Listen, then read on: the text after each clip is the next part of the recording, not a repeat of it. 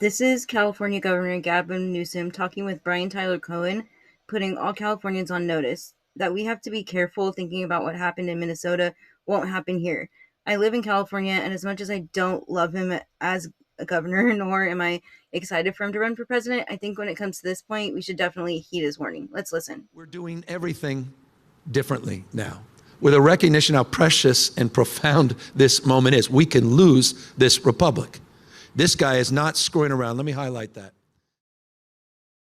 What he's tapping into is that sense of urgency and vulnerability in the political moment.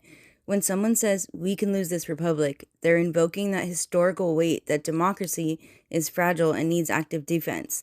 Now, as a commentator, I'd note that this kind of language often rallies people who are already feeling that something is at stake, but it can also be polarizing.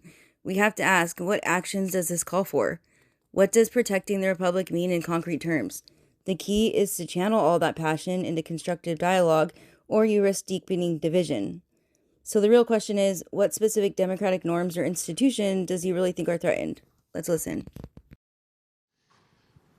Brian, on the day we kicked off the campaign for Prop 50, it was at the Democracy Center in Little Tokyo. It's a sacred site in Los Angeles where we were interning, busing the Japanese.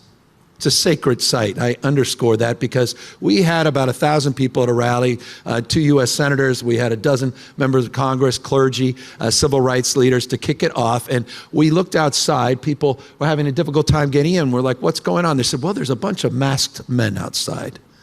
We rolled our eyes. There's not masked men.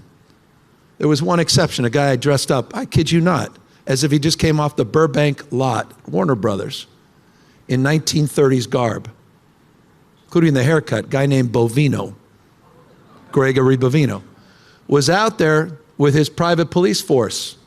Appeared to be private, no markings, no reference to who they're working for, an intimidation tactic to keep people from walking in. Poor guy selling, true story, strawberries across the street, disappeared that day. We finally tracked him back. He finally came back a few weeks later. Collateral damage. We said at that time, that is a preview of things to come. What more evidence do you need than what happened in Minnesota? Those guys clearly took an oath of office to Donald Trump, not the Constitution of the United States of America. See, I really think that we need to listen to him on this one.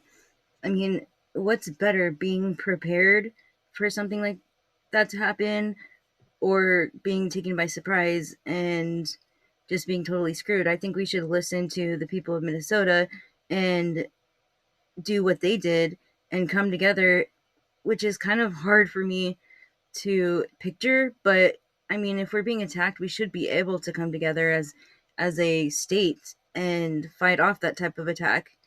Of course, there'll be naysayers, but it doesn't hurt to try. Like, literally, it would save our neighbors and families that are getting taken apart by this.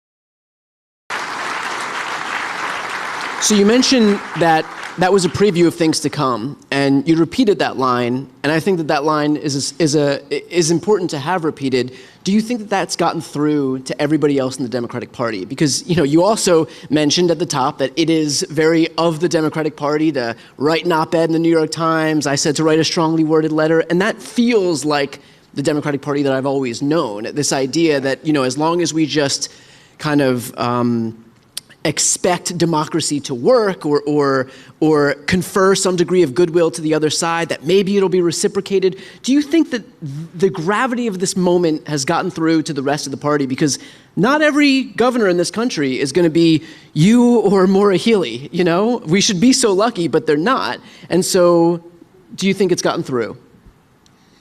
It's getting through. Look, these guys are ruthless.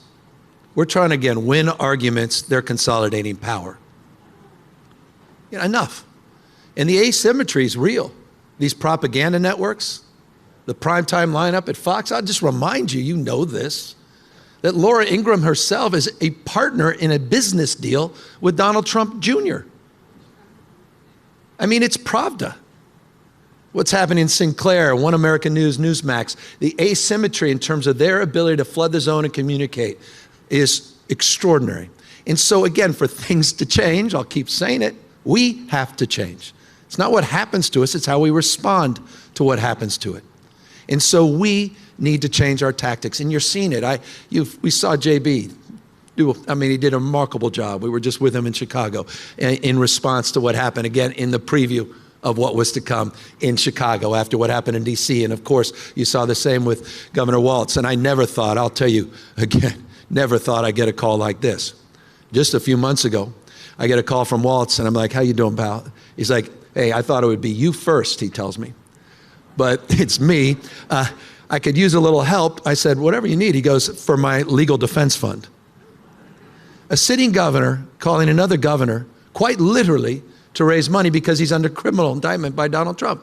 Saying the mayor, we forgot about that. These guys are not screwing around. You think for a second that's not likely to happen out on the West Coast? This is different. He's an invasive species.